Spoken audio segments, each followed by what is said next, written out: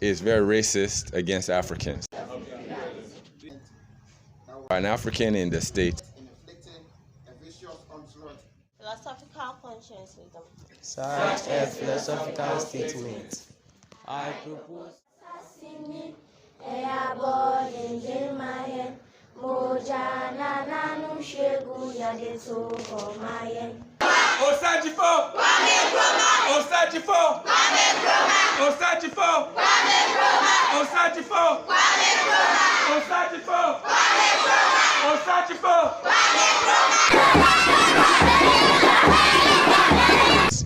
Then the white supremacy system will try to diminish you, try to reduce you down, try to compromise your humanity and your dignity. Hey guys, my name is S.K. and I welcome you once again to S.K.M Media 7. Today I'm here in a school called the People's School. The People's School, which they use Kwame Nkrumah ideology.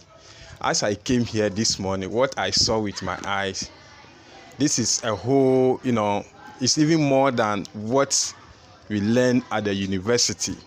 If most of the schools in Ghana are doing this, I think it will be very difficult for Africans to, forget their history and their culture. So today I'm here in Imoli. Okay, Oye. Sir, please, good morning once again. Good morning. Yeah, please, I hope I mentioned the name correctly. Imoli. Imoli. Oye. Oye. What's the meaning of Imoli, Oye? Imoli means the dawn light. When the light first comes up in the morning, the sunlight, that light is Imoli. Imoli. Okay, which language? Yoruba. Yoruba. But my full name is Chibu Ikem Imoli. Mosi Chuku Oye. Okay. That's my full name. Wow. But most of the students and staff in the school call me Principal Imoli. Okay. Yes. Wow. So if I may ask, are you a diaspora? Have you been to America? A lot of people are saying that this man is from America and he came here to school. How true is that? Well, I'm not from America. Because in our culture here in Ghana and throughout Africa, if they say, where are you from? Ufrihin. Then you're asking where the hometown of the person. Sure. You see, my hometown is here in Africa. But I grew up in the States. Okay. But I'm not from the States. Okay. Hope you understand. Yes. How long have you lived in the States? I lived in the States about 23 years. Wow. 23, 24 years or so.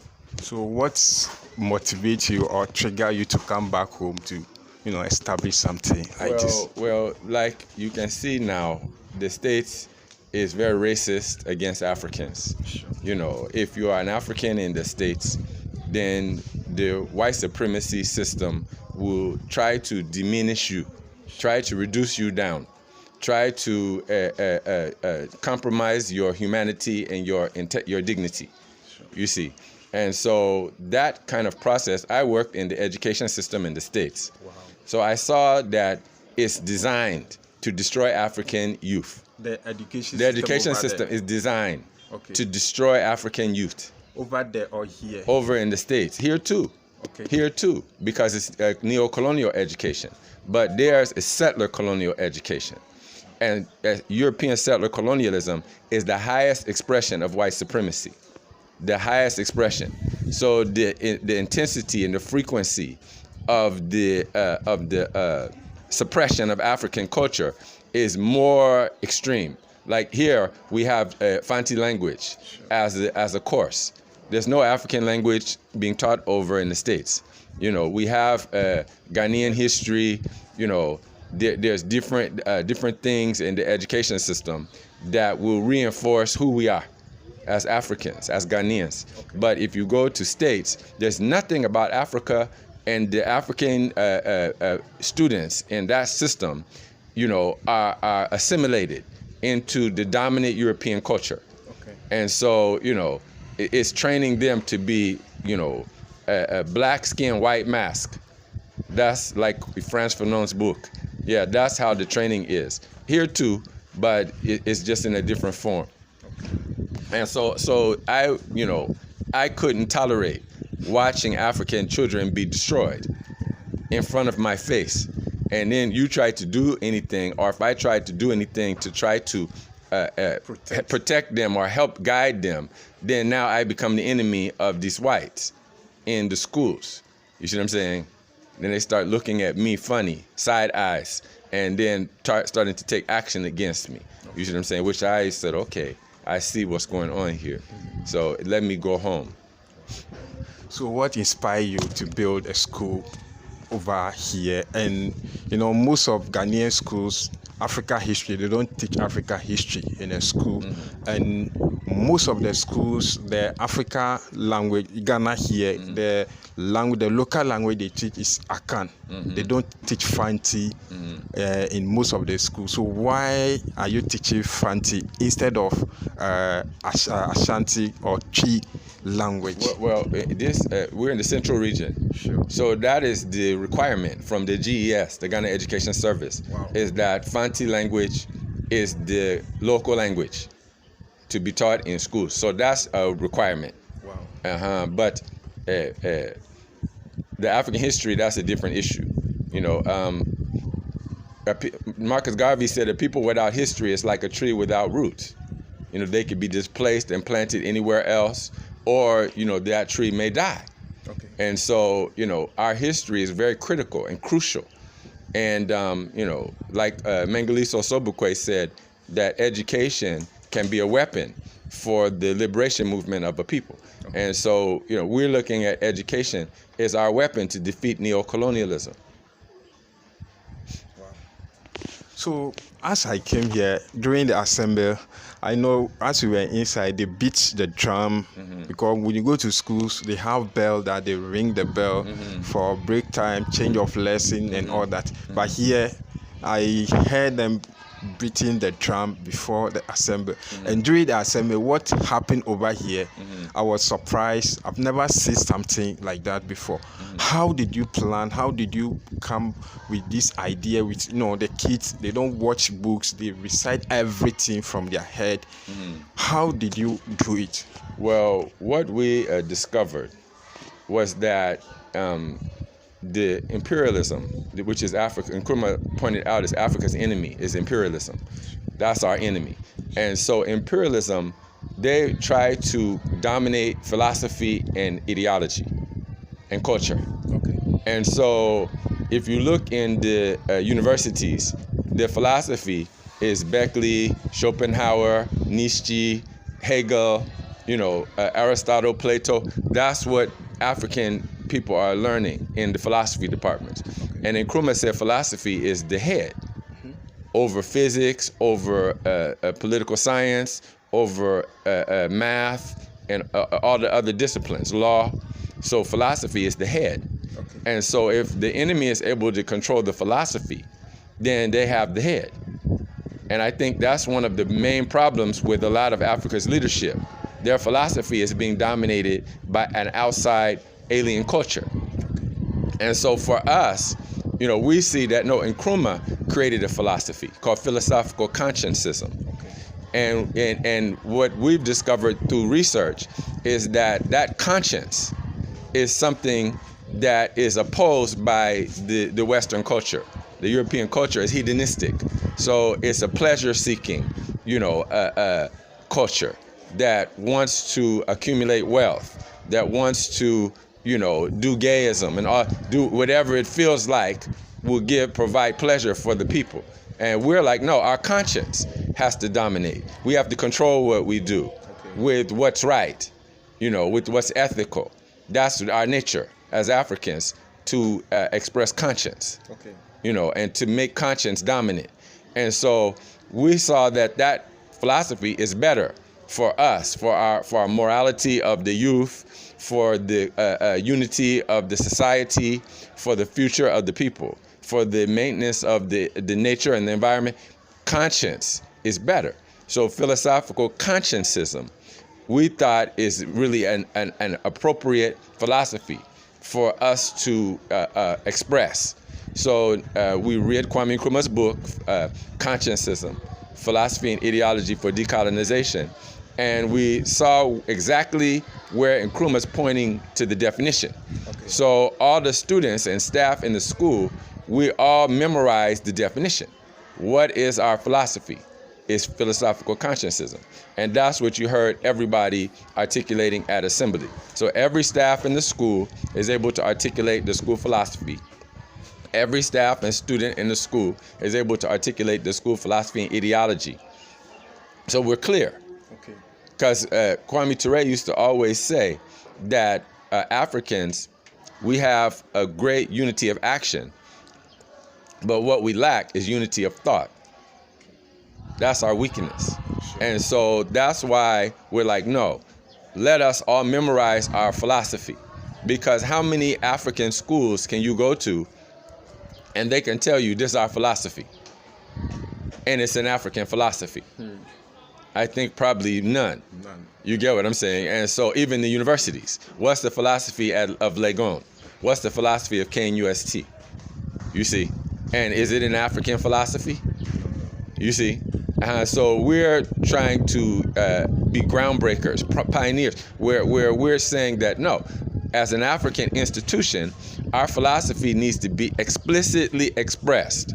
Everybody needs to be clear on what the philosophy is, and we also need to be clear on our ideology that's going to organize our ideas leading to our objectives. Okay. You know, so Kwame Nkrumah, he said the objectives of Nkrumahism are nationalism, Pan-Africanism, and socialism. And so now we're all clear. This is how our thinking is organized, and this is where we're going with that thinking, with our, practice. Okay. Now let me take you back to the school before we move forward. How long has this school been established? And when I came here, I realized that most of the students here, they don't use foreign names like, Christian, John, and all that. We use the local name. What is the reason behind it? So first, you have to tell us how long is this school being built for here, and what is the idea of you dropping the foreign name, using the local name over here. Okay, our school was officially open on 15th December 2006. 15th December 2006. That's when we officially opened the school. We had people from Ofankor come to the drummers with Phantom From, and when we opened the school, it was like a very big event. It hadn't rained in Kaswa for months, and then the time we opened the school, rain poured down like we've never ever seen before. Wow. Yeah, like just pouring out like anyhow. The rain started coming, so people were all saying the school is blessed. Wow. Because maybe even 3 months or so it hadn't rained. Then that moment we are opening the school, and the drummers and the dancers are playing bobobo. Then rain just poured, Okay. and so that's when the school opened on 2006, 15th December. Okay. Then the reason why we use traditional names is because self-consciousness is a higher logical type than consciousness. Okay. And so who people, recognize as themselves, we're Ghanaians, we're Africans, those that type of consciousness about self, who one is very important to directing how a person or people will operate, will function, Okay. In practice. And so we discovered, and then furthermore, it's also philosophical, because our tradition as Ghanaians is reincarnation, that ancestors continue through progeny, and so any town in Ghana, if you look at the king or the chief, then he has to take a name of an ancestor, not the name that he was born with, to show that he's a continuation. And then he's overseeing the land and resources and ruling on behalf of ancestors, the present generation, and also future generations to come. Okay. that are in our seed, but not yet manifest. And so that's our culture, to continue ourselves through, our progeny. And so the naming of our people is an expression and a manifestation of that culture, So, our ancestors are continuing in reality through DNA, through culture, through phenotype, and then through name, our name, and through language and name. And so that is showing that, no, we respect our ancestors. We are continuing our ancestors' legacy. We are continuing our ancestors' culture and heritage. And so not using the names of our ancestry, is a very great disrespect to our ancestors. Because if we use foreign people's name, then now we're continuing their ancestors' legacy. Sure. Irrespective of beliefs. Okay. Because the beliefs, we don't see Islam and Christianity as something that implies the use of Arabic and European names. The Quran doesn't say to do that. The Bible doesn't say to do that. So why are people who are Christians using European names and people who are Muslims using Arabic? For what reason? It's cultural imposition. It's cultural assimilation. And it's confusion. It's confusing our people about, who you are and, what you should be doing. And then also it's developing antagonism against our own ancestries and making us, infusing an inferiority complex in us. Making us want to be like Arabs and be like Europeans, look like Arabs and look like Europeans, dress like them, speak like them, and then, denigrate our own ancestry, which is self-destruction. That's self-destruction. So what we did is we instituted a Proud African campaign, and it was the parents of the school who, were the driving force in that campaign. They voted that we should make foreign names illegal in the school. In 2010, that was with European names. But in 2018, then the students rose up and they were saying, well, the Christians have changed their names from European to African, but the Muslims are still using Arabic names, and that's not their real name, So if they're Busanga or Dagomba or Dagati or Grushi, or Kotokoli, then they're using Arabic names. But Kotokolis, Dagombas, Grushis, Mosis, all of them have their own traditional names. So they're saying that it's the same thing that the African Christians are doing. They're being, and there was a trans-Sahara slave raid as well, where Arabs were castrating African men, butchering African men, capturing African women and taking them for harems in the Middle East, and that went on for over 1,000 years. And so that type of violence, is implicit in our use of those Arabic names. The violence against our own people and ancestors is a part of the use of those names, whether European or Arabic. And that's why people are bleaching when they use those names and follow such a philosophy. That's why you see bleaching. That's self-destruction, destroying your skin. That's why there's perming. That's self-destruction, burning your head with chemicals in order to change the texture of hair. So those type of practices are maybe not, people are not conscious that there's violence in that assimilation, because of the origins of it is violent. There was a slave raid, of Africans by Arabs and their proxies. And there was a slave raid of Europeans against Africans with their proxies. And so that violence is inside of the cultural assimilation. You see, so as we assimilate the culture of those people, then the violence that is a part of the initial, application of it is now becomes part of our philosophy and psyche. And so instead of looking at our own history and our own ancestry and looking at it as a continuation, now we're violently assimilated and become extensions of a foreign culture that is antagonistic to our ancestry. Sure. And you can see the antagonism because that's why they're calling our ancestors idol worshippers and heathens and mushrikim and infidels with negative adjectives to describe our ancestry and their practices. Busamdin, so and so. So this is something that we have to kick against. Okay. You know, even if we're Christians or Muslims, we have to kick against such a process that makes us inferior, and then also imposes a culture and on our people that is not emerging from our own material conditions, our experience and consciousness.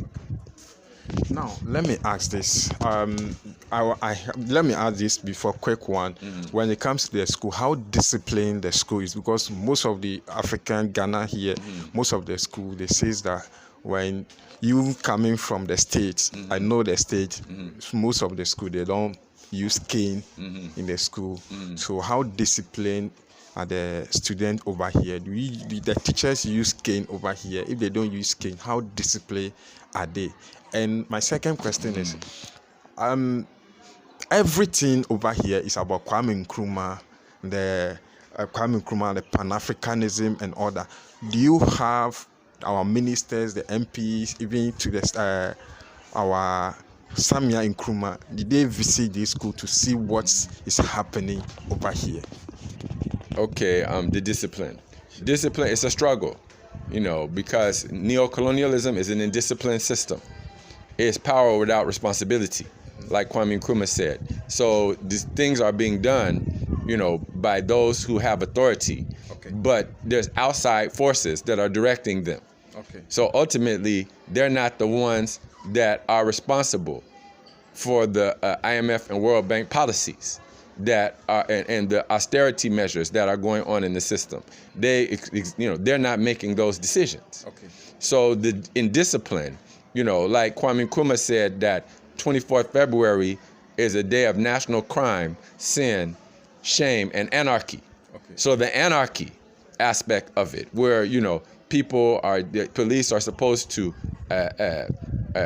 uphold the law, but taking bribes at various, you know, it's like, and there's like a under system in the system that is inconsistent with what is supposed to be, you know. So that kind of indiscipline is pervasive in the system. So it's something that we have to struggle to try to curtail and instill discipline. So ideological discipline is higher. So if we're able to get the students and staff to agree to the vision of the school, that we're fighting for the unity of Africa. We're fighting for our people to control our own resources. We're fighting to industrialize our society. We're fighting for our culture to be dominant and respected. We're fighting for the African personality to have a dignity and integrity, and the African to be respected internationally in world affairs. You know, that's what we want. And so everybody, let's agree to that. So we can, you know, have good behavior in classes. We can instruct well. We can do everything, because that's what we're trying to achieve. And that's a bigger, a compulsion. So that puts moral pressure on our people to do right, to do what's right, and to conduct themselves in a discipline. If you're a student disrupting the class, you know, then you're subverting the right of the rest of the students to learn the lesson well. And some of the students may be even weak. So what are you doing? You know, so we're looking at it from a collectivism, you know, perspective. You know, that's the discipline issue. So what ours is a three-pronged approach. It's first explanation, then a warning, and then corporal. No, isolation, and then corporal. So then that's how we look at the 4 stages of discipline. Yeah. Now, do you have like ministers, the MP, Samia Nkrumah? Did Samia Nkrumah visit the school to see what is happening over here? Everything over here is about Africa, especially Kwame Nkrumah. did you have the ministers to come and look at what is happening over here to transfer this thing to most of the schools in Ghana? Well, no ministers have come here. The Ghana Education Service Examinations Coordinator, Mr. Nartey, he comes here and supports the school. Okay. Mr. Arhin from WIAC, he comes here, and he's supportive. Okay. But that's pretty much it. But Samia and Nkrumah has been here on several occasions to our graduations. And there's also another former parliamentarian from 60 to 66 for Brangahafo, and that's Lucy Enning. We call her Comrade Abena Enning. And she was here, for like two or three times she's been here and talked to us a lot about what was going on during Nkrumah's administration. We really, really love her and appreciate her and Samia coming to the school to give us the background. Because since we're the Nkrumahs, a lot of us are lacking, elder comrades to tell us, like NDC and MPP, they have people from Busia's time to be telling the young youth leadership of the MPP, this is what was happening during Busia and Dankwa's time. And this is how it was for us when we weren't in power. This is what we did. So they have, people guiding them. And then Rollins people, they have the people of NLC. Even Harley died in, I think, 89, and Deku just died in 2015. Okay. So NDC, they know about the military officers who took over power from Nkrumah with NLC, and they're able to give them guidelines on the military decrees that are in the Constitution and all of that. So they have those elders. So we also need elders. So people like Kwame Wiafi, Abena Enin, Samia, they've also helped us to be clear on what happened during those periods when we were in power. We, the Nkrumahs, were in power. And then after, we were illegally overthrown by the CIA, and now we're being suppressed. You see what I'm saying? Sure. Up to now, you see, by the forces of NLM and NLC, which are now in modern form NDC and MPP and NDC. Sure. But we know that really behind that is the NLM, which was a national liberation movement founded by Balfour Osei Akoto and the Santihinis Ochiami, and then NLC, which was under Ankara and Harley Rollins' uncle. Okay.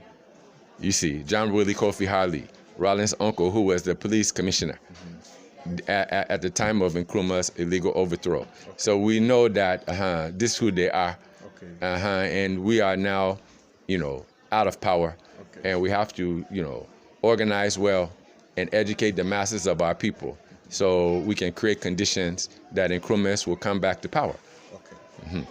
Now, the schools around, you have, let's say, school competition in terms, and why is it that people's school don't represent Ghana in terms of occasions to, portray who they are, how? Because what I saw this morning at the assembly, if your school were to, let's say, Independence Day or occasions that represent Ghana to stand in, I think it will be one of the best school ever in Ghana. And how is the challenges? Compare this one to other schools. What is the challenges like when they go closer to other schools? How did they see them? Because somebody is standing reciting Kwame Nkrumah ideology and what Kwame Nkrumah has done, reciting those things, which the universities student or cannot even say that. How challenges it is for other schools? Well, our students, we go to BCE, and there's no apport from our students. So that is a challenge. Against other schools. Well, it's a challenge. To make sure, they have examination malfeasance and things going on. In 2015, the examination had to be retaken. So we go there, and our students, they're just going by what they've learned. That's it. And then they're taking the examination. And I'll just leave it at that, but that's a challenge, and then our placement for after BECE, that's been a challenge. Sometimes some of our students are not giving the schools that we think we deserve. Okay. This year they did reasonably well. We have 5 A schools that out of 8 students, 5 got A schools, 2 had B schools, and 1 C. So this year was pretty decent as far as our placements. Okay. I think that what we're looking at is higher education. Our mission is to develop university degree holders. Okay. So far, we have about 250 graduates from the school. And out of those 250 graduates, 150 or so have gone on to university. Around 50 students, graduates, have degrees. Okay. And there's about 100 of them now in universities in Ghana and elsewhere. Okay. A couple have gotten law school degrees. Now they're lawyers. So They all came from the pass through here. Yeah. And so the discipline is a serious issue, and then the challenge. But our students, on BCE, they may get anywhere between 8 to 22 on the BC generally. This year's graduates, they have 15.7 average. The top one had 9. The lowest had 22. Okay. You get me? So because of our integrity, they get those kind of scores: 13, 12, 15, 10, 9. And so with that, they're equipped to go to SHS and perform. Yeah, so they go and perform. Sure. Yeah, and so sometimes, according to the SHS people, they're saying that some of those students have a 6-1s and then they can't do anything. But maybe our graduate who has 14 or 15, they're able to perform very highly in science and math. So this is what, we are hearing from those in the institutions. Okay. Yeah. Now, a lot of people in Ghana here, people study after junior high, senior high, university, or some of them from even the senior high, they get scholarship, move to state to further their education. What message do you have for such people? Is it advisable for us to get scholarship, go outside, abroad, and go study and come back? Is it good? I would say it depends on the opportunity, because if the educational system in Ghana was free, we could have a free education system in Ghana. We have gold, we have lithium, we have oil. If our resources were under the control of our own country, then we could have, top education and facilitate it here. And then if somebody wants to do further studies, then they go outside. Okay. But sometimes the opportunity, maybe they can get a scholarship in another country or something in Russia or in the States or England or what have you, or China. Then I would say that wu dream. If you have the opportunity, then use your own discretion about that one, because sometimes you may be able to get a certain skill or something that may be useful to us. Sure. And after you get the skill, then you can come back and train other Ghanaians with that skill. Okay. So I wouldn't totally say no. Don't go to university outside the country. Okay. Nkrumah did, Okay. But go out there with a nationalist mindset, that you're an African nationalist, and then you go and represent Africa where you are, and then come back and utilize whatever you've learned for the benefit of our struggle and our people. Okay. At the Assembly Hall, I heard Ibrahim Traore's name. What did Kwame Nkrumah did that Ibrahim Traore is continuing Kwame Nkrumah legacy, that the school adopt Kwame Nkrumah and Ibrahim Traore, ideology, which Ibrahim Traore has become part of Kwame Nkrumah ideology, with the students are, reciting or mention his name here? Well, we see that Ibrahim Traore is nationalizing the resources.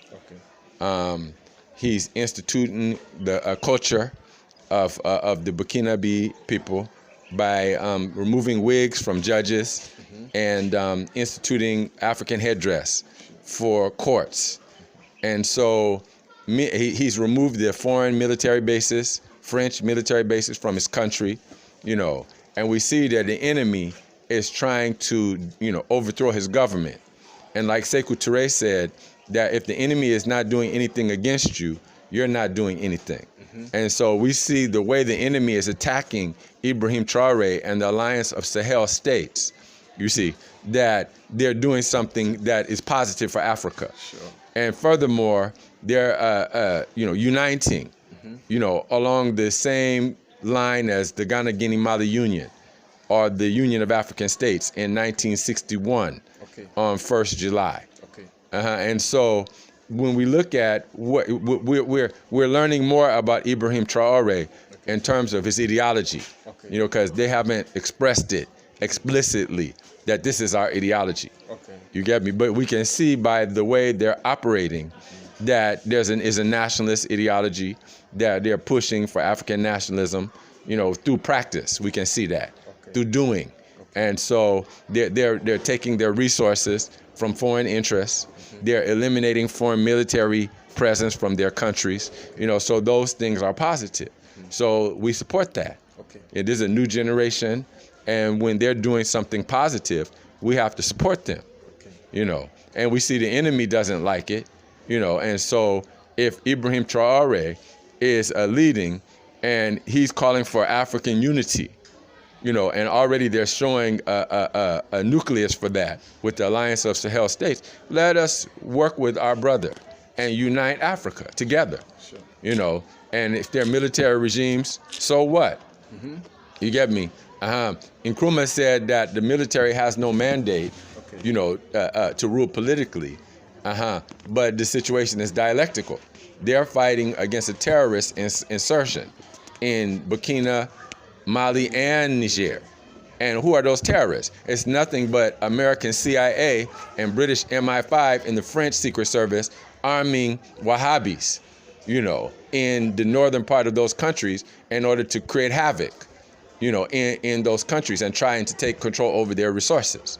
And so, that's what they're up against. So we have to look at the actual condition in those societies and look at Thomas Sankara and Muammar al-Gaddafi, example, that they were military, but look at the positive things they did, and so we hope that Ibrahim Traoré, Assimi Goïta, and Abdurrahman Chani are able to, emulate Gaddafi and Sankara's precedents that they have set for military leadership that takes over political power in Africa. And so certainly they should organize the people and educate the people. And I think things will develop positively.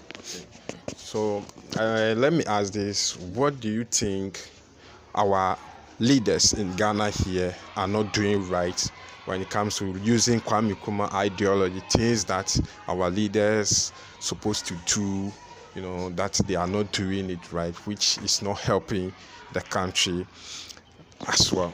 Well, first of all, Kwame Nkrumah is illegal constitutionally. In Article 34 of the transitional provisions in the 1992 Constitution, the 1960 Constitution's abrogation is indemnified, where no court can even entertain someone who says, hold on, we voted for Kwame Nkrumah in 1960 to be president of the Republic of Ghana, under the 1960 Constitution. And we voted for the 1960 Constitution in a national plebiscite. We voted for the Constituent Assembly to draft it. We voted in a plebiscite to make it operational, enact it and make it operational. And so, therefore, it's legitimate. It should be considered legitimate. But, it's been abrogated by the NLC military dictatorship. And so they have now replaced that mandate of the citizens to write the supreme legislation of the country with military decree Okay. as the supreme law. So instead of we citizens voting for people to write the supreme law from its initial stage, now the law is decreed by the military. And then after that law is decreed, then we come in, the citizens come in. And then we vote peripherally. We don't vote on the economic system for the country, the legislation at the highest level for the country. It's the military regime of PNDC that did that. You understand? Sure. With PNDC Law 252. That's the law that set up the committee of experts under S.K.B. Asante to write a constitution. You see, in terms of the proposals for the Constitution, the draft for the Constitution. And then PNDC Law 253 was the Consultative Assembly Law, where the PNDC selected people to deliberate over those proposals by the Committee of Experts. And then after they put a whole constitution together under the military regime, the military dictatorship, then they let us vote to either accept that or remain under military dictatorship. Yeah, so the citizens don't have the actual authority over Ghana. It's the military, And so they set up the whole architecture for legislating in the country, and it's military dictatorial legislation. And so under such a system, Nkrumah is sidelined and abrogated and suppressed, as well as his policies. If you listen to what we said in the Nkrumhism, it says when you talk of Nkrumhism, you mean the consistent ideological policies followed and taught by Kwame Nkrumah. These are contained in his speeches, in his theoretical writings, and stated ideas and principles. And so that means that actually Nkrumhism is his policies. And a policy is something that is officially established by a group of people, officially. That's a policy, you see. And so then the container for those policies is his speeches, theoretical writings, and stated ideas and principles. So we can see, this is what is indicating these were Nkrumah's policies. But the policies themselves was the 1960 Constitution, the 7-year development plan, and the like, So those were the policies. And so those policies are abrogated in the 1992 Constitution with Flight Lieutenant Rawlings' signature as chairman of the PNDC, military dictatorship. You get what I'm saying? So Nkrumah's policies are suppressed. That's Pan-Africanism. In the 1960 Constitution, Pan-Africanism was the policy of the state. It said that the surrender of sovereignty to a union of African states and territories was under the authority of Parliament, where we could say, we're going to agree to be a part of a union of African states, where we're having now common militaries with Mali and Guinea.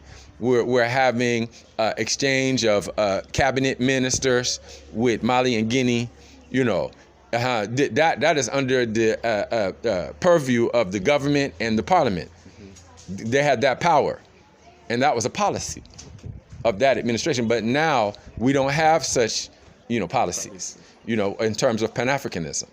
And then with socialism as the policy of the 1960 Constitution, where it said that the objective of the government was to advance and build a socialist society. You see, and so with that policy, which is a constitutional policy of Nkrumah's administration, now in Article 36(2)(b) of the 1992 Constitution, it says the role of government is to create enabling conditions for the private sector to have a pronounced role in the society as a directive principle of state policy. You see, so now socialism is suppressed and abrogated constitutionally, where capitalism is, a principle of the state.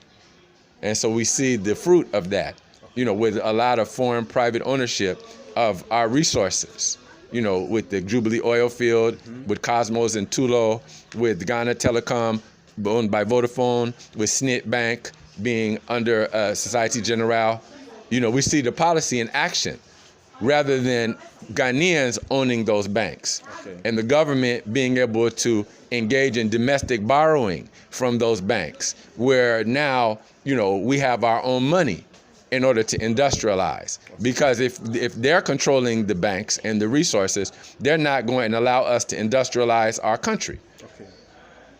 That's the current situation. Wow. And so you're asking me about Nkrumah, and I'm saying Nkrumah's policies are being suppressed by the NDC and the NPP. Okay. Wow. My last question. Quickly, before you go to your next question. And so those policies affect education. Okay. Because the education is going to reinforce the policies.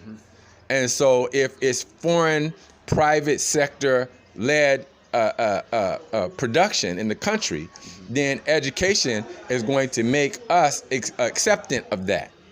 So that means the foreign culture is dominant, the European personality is dominant in order to cultivate acceptance for foreign control of our resources in the people. And so that is a really serious problem with the educational model. Okay. So now, before I move on, do you think Africa will unite? And if Africa will unite, what are the things that they have to put in place? Because when you look at some of our leaders, their mindset is different from what others are doing. Like Burkina Faso, Mali, Niger, their idea is different from Nigeria, Benin, Togo, and Ghana, Ivory Coast. Their idea is different from what these three countries are doing. So do you think Africa will unite? And if Africa will unite, what are the things that they have to do before they can unite? Africa certainly will unite. Wow. Africa must unite. Sure. But this is the contradiction is that, we have an indigenous bourgeoisie. And like Nkrumah said, in class struggle in Africa, they're analogous to settlers and colonialists in defending, their parochial interest. And so they're rich, and their interest is in neo-colonial domination of our society. That's how their interest is, culturally, economically, philosophically. And so what we have to do is educate and organize the masses of our people. Educate them well, organize our people, and then make a change where we have a leadership that has a different mindset, a different class interest, and an opposing ideology to the neo-colonial system. Okay. So I'm very confident that our people are going to unite Africa. Wow. We see that all the leaders, those same leaders, they tried to organize under Akufo-Addo, they tried to organize ECOWAS defense ministers to invade Niger, and then what happened? They had to back up, right? Sure.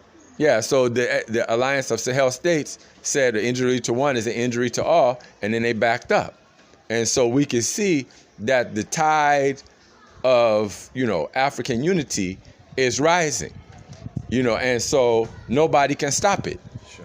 And what we're going to do is do our best to develop young people who are committed, and very serious about African unity. Wow. And as we go forward, then we have to be willing to, take risk, put our lives on the line for the unification of Africa. Okay. Yeah, because that is an objective that can't be sidetracked. It can't be put aside. It can't be swept under the rug. Africa must unite. We must unite Africa. And we need a continental government, and we need a common currency. We need a common military, a common market, a common economic system for Africa. That's what we have to establish. Okay. And we see, look at China. They were able to unite. Look at now how quickly they've industrialized, they developed. Now they're overtaking America even. Sure. Yeah, so the writing is all on the wall. If we Africans unite, then quickly, then Africa will rise up. Okay. Our people are the most intelligent. Our people are brilliant, strong, vibrant. All we need is unity. That's all we need is unity. And so, and our person, and to also express our culture. Okay. Our culture is the origin, So the African culture, and I'm encouraging every listener to join the Proud African campaign. Okay. And the first thing you can do is drop that foreign name and use your traditional name. Wow. And that's a good, that's the first step to making our personality respected and dominant in our space and throughout the world. Okay. Now, for them dropping their foreign name, taking their African name, what message do you have for our brothers and sisters, the diasporans? What message do you have for them? Because lots of them are willing to come back, but sometimes they say our system is not helping them. Do you think it's our system, or because they are used to the system of the West, they are finding it difficult to live here? Well, we have a problem in the diaspora and in Africa. And in the diaspora, our problem is mental slavery. On the continent, our problem is colonial mentality. So, our people have to fight, and using their traditional African names is a part of that fight, because the suppression, of the system over there. So I encourage all of our people in the diaspora, come home. Come home, organize, talk to people. First, talk to people who have been in Africa or who have visited Africa. Talk to Africans from the continent who maybe live over there, who give a good face to you, and a pleasant disposition, and then also try and find those who are from the diaspora that have been living in Africa for, let's say, at least 10 years, and talk to them as well. Okay. And let them also have a little hand in the planning of your itinerary. Okay. And then when you come to Africa, make sure you meet with them. Okay. Not solely, but make sure you include them in your, itinerary, so they can give you a little bit of insight coming from your same background and having lived in Africa, for a significant amount of time. That's what I would say to the Africans in the diaspora. And try to join an organization, that it has an Africa program. Okay. And if you are in an organization, try to establish an Africa program in your organization. Okay. Where you support a school in Africa, where you're reading something to learn about Africa, where you support a clinic in Africa, whether you provide some scholarships for some students in Africa, whether you have an African dress day where you get African cloths to wear on a certain day. Do something to incorporate Africa in your program. Okay. You see, that's what I would say to our people in the diaspora. Okay. So do we have groups? Somebody who is watching you say, how will I get these groups to join? Do they have something like that? How would somebody who is watching you, maybe the person want to join this African group, for him or her to develop much insight from Africa? How would the person do that? They say for Africans, mouthogram travels faster than telegram. So talk to people. Okay. They have hair salons, they have barbering shops, they have different restaurants. You can talk to people. Okay. Talk to people, and through the talking, personal, interaction with people, I think that you can find out those kind of things. And organizations, or you can look on the internet in your area, but mostly, instead of just the internet, I would say look and see which organizations are actually doing something in your community. Who do you see that's active, doing something to help our people? They have, you can go to Black student unions or African student unions on campuses, university campuses, and then try to support them and work with them, and then through that, you can get links to organizing, and there's a whole lot that people can do. They have Black Prisoners Caucus, where you can work with the Africans who are in the prison that are studying, get them books about Africa by Kwame Nkrumah, by Marcus Garvey, by Malcolm X, and get them books so they can start reading and work with them. There's so many options, okay, in order to become important and active, okay, in our struggle. Okay. So they should come and support people's school also. Come and support people's school. My final question is about the uniform that they are wearing. Is it something that you purposely designed? When you look at the badge, the badge has Africa, symbol, or the map of Africa, and you have Ghana flag also at the hands here, and the socks they are wearing is also Ghana, flag. Do you design that purposely for yourself, or is something that is being instructed by the Ghana Education Service? No, it's our own design. Okay.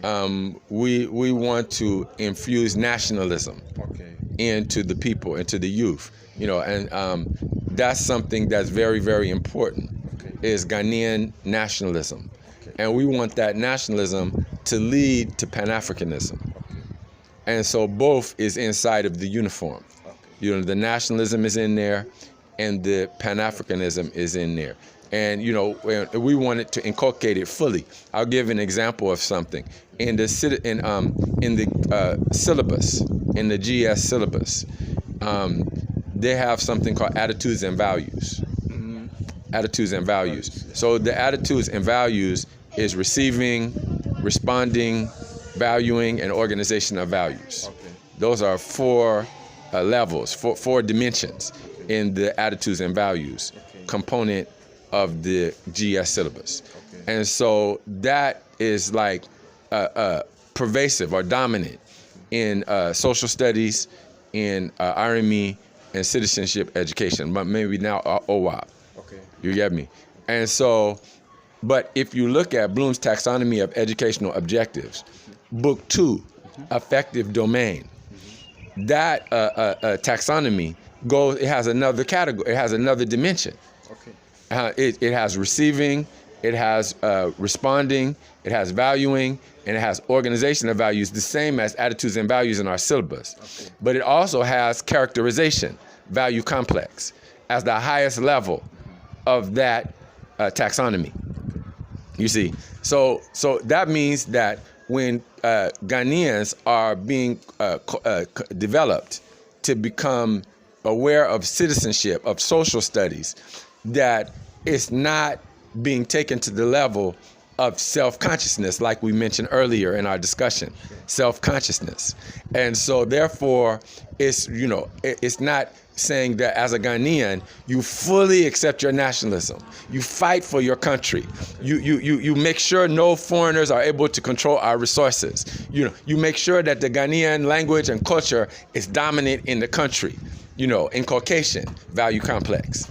So that level is not, expressed in the GS syllabus in terms of emotions, beliefs, values, and attitudes.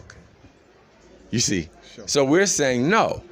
With Nkrumah's ideology, that aspect, it has to be in the people. It has to be in the youth. How can you not make self-consciousness of being a Ghanaian, fully who the young person is? I'm a Ghanaian fully. I'm an African 100%. And this is what it means to be a Ghanaian and an African. We don't accept foreign control of our resources. Our language has to be the dominant language in the country. You see, yansisa brofo, na tree, wosu. You get me? So that's what it's supposed to inculcate in the citizens, to fight and be vigilant and be, determined to make sure that our, society, it represents our interest. You see, and that's who we are. You see, but so that level in the syllabus is excluded. But the same Bloom's taxonomy is in the bibliographies for the education course at Legon, at UCC, at all the teachers training colleges. They are citing Bloom's taxonomy. So why did they take value complex and characterization out from attitudes and values? So then we go to the organizational level of our values, but not to inculcate them as who we are. You see? Yeah, so that's why we want to have our flag colors on our uniform, so our students can see that, no, we're Ghanaians. This red is for the blood of our ancestors. Moja na na nam shrego tu homayen.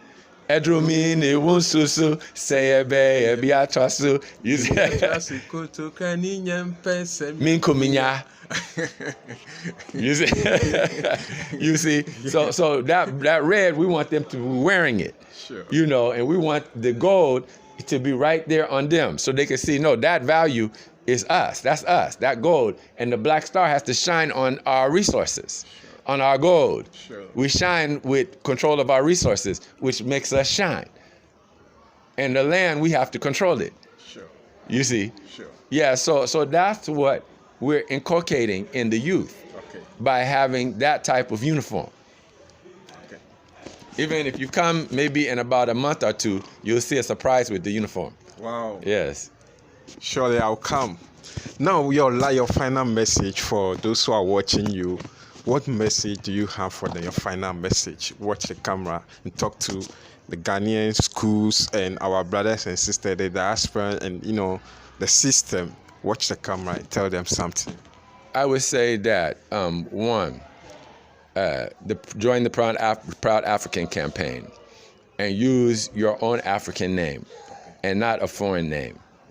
2, join an organization that is fighting for the unity and liberation of Africa so you can contribute consistently to the advancement. We're not going to be able to do it if our people are not committing labor, mental and physical labor, to our effort. So we need more people that are organized, that are engaging actively in order to bring about the unity and the liberation of Africa. And in educational side, we need to be more vigilant in the education side in order to make sure that we have an African philosophy and an African ideology that is dominant over the educational process. And that our culture, Ghanaian culture, African culture, is the culture that is dominant. You see, and our personality is the dominant personality, not the Arabic personality or not the European personality. But we should be cognizant of which personality is dominant, because they're looking at expanding their personality to dominate. And so when we say, my name is Abdul Rahim, and then an Arab looks at you, he sees, oh, my personality is dominant. Or if you say, my name is, Gifty, whatever, Gifty Aboa, then the European sees, oh, my personality is dominant. Just by your name. That we're speaking English, they're seeing, even though we're bilingual, but still they're seeing their personality. They're seeing their ancestors being continued through extension even into us. And they're seeing control over us when our personality is not dominant. And so we need to be also very, very conscious of that. That no, it's a struggle. And if it's African land, an African country, an African territory, then the African personality has to be dominant in such conditions. And if it's not, then it's a problem, a serious problem. So that's what I have to say to the people, Thank you so much. And the Africans in the diaspora, come home. Sure. Come home, Africans in the diaspora, come home. We need you. We are almost 2 months to, December, homecoming. So we want all of you to, come home and, join organization whereby you will be able to cope with the system. So thank you so much, Mr. Imoli, for your time and yes. So this is Kwame Nkrumah. You said something during the assembly. You recite something, and the student also respond.